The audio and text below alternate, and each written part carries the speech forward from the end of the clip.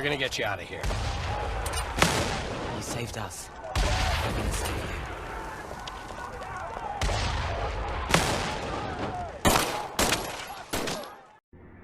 Medal of Honor Above and Beyond is a game that I have wanted to play so badly since it was announced, but I didn't have a PC that could run the game well, at all.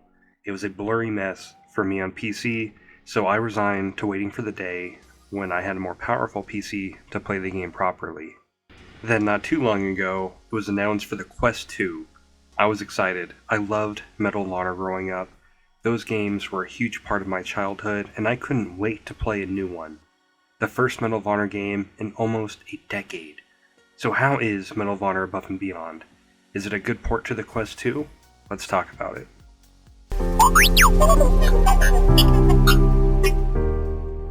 We're here to free those they've enslaved. And to avenge those they've killed. I look forward to seeing you all in France. So this game did not give me a good first impression. The beginning of the campaign, that first section on Tunisia, was very glitchy and froze on me before I started recording. But to be fair, that was the only time I experienced that specific issue. Then the tutorial section, I just felt like it was very blurry, hard to see properly, and I was really disappointed at the beginning. But I do want to stress that my experience did get much better as the game went on, so let's talk about the campaign first.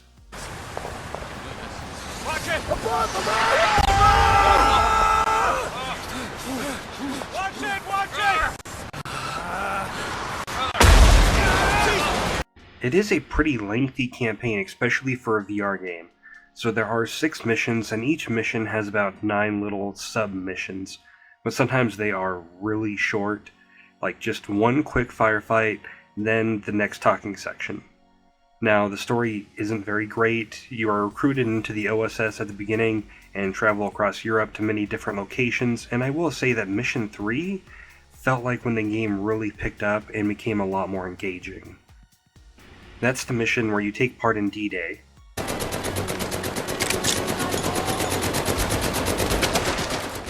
And I'm not saying the 2 prior missions were bad. They weren't. They definitely had some very fun moments, but I just didn't find them as interesting as the later levels. And I also felt that the game smoothed out in the later levels. Like, the first 2 felt very choppy and messy, and I was constantly having frame rate issues.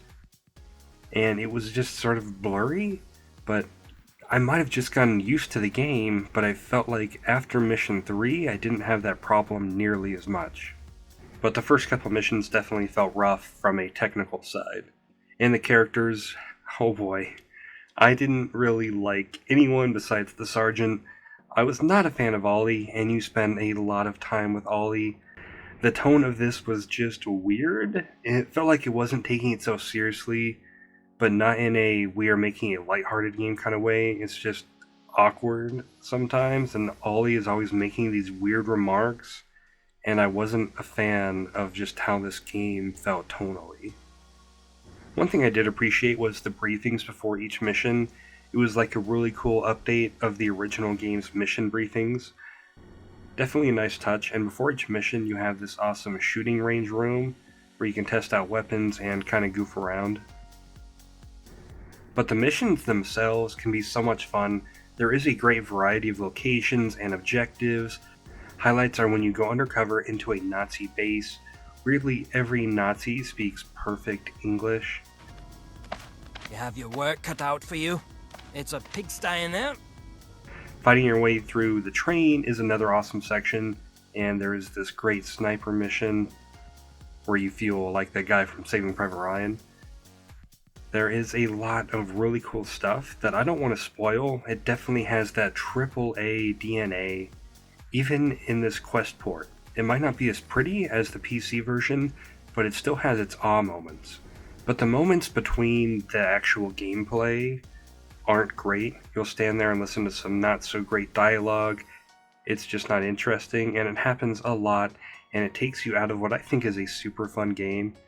Oh, and before I forget to mention it, the tutorial in the hospital was awful and went on for way too long.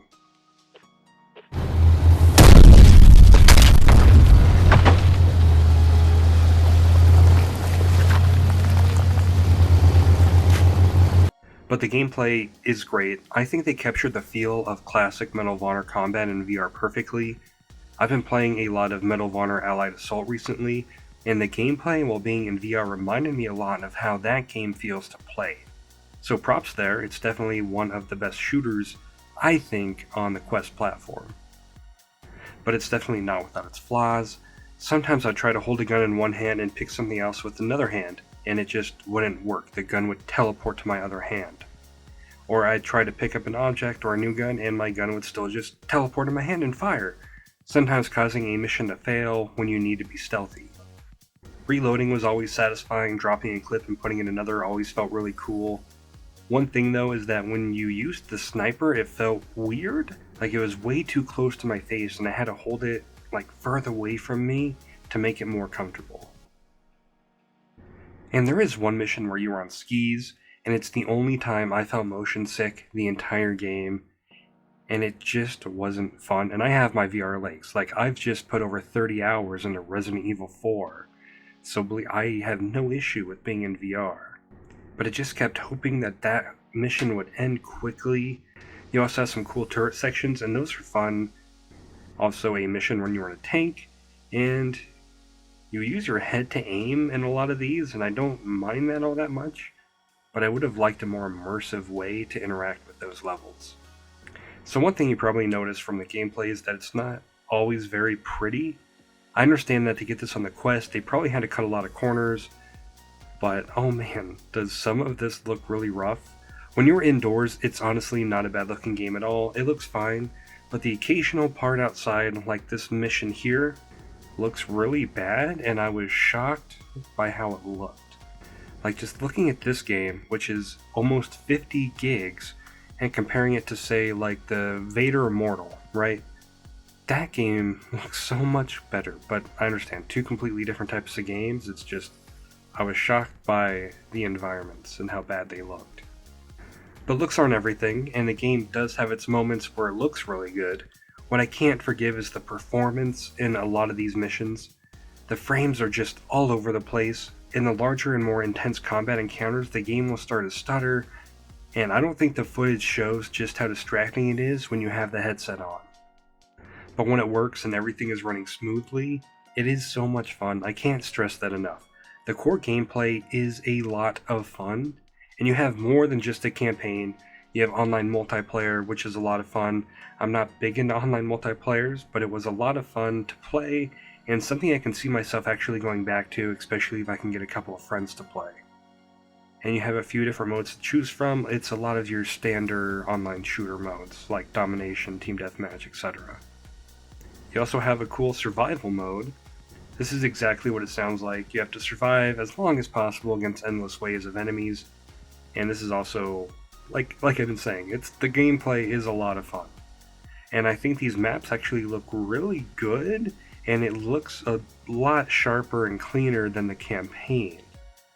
And I cannot forget to mention the gallery.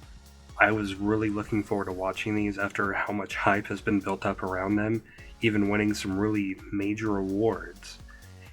And they are definitely deserving of every award that they received, and if you buy this game, you owe it to yourself to watch them.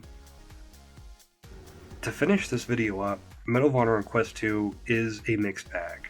We have a great game with a very so-so story with wonderful gameplay, and more technical issues than I would ever like to see in any game. I hope they update the game and hopefully iron out some of the frame rate issues, because I can deal with the rough looking environments, because I understand it's originally a massive PC game and they had to cut a lot of corners.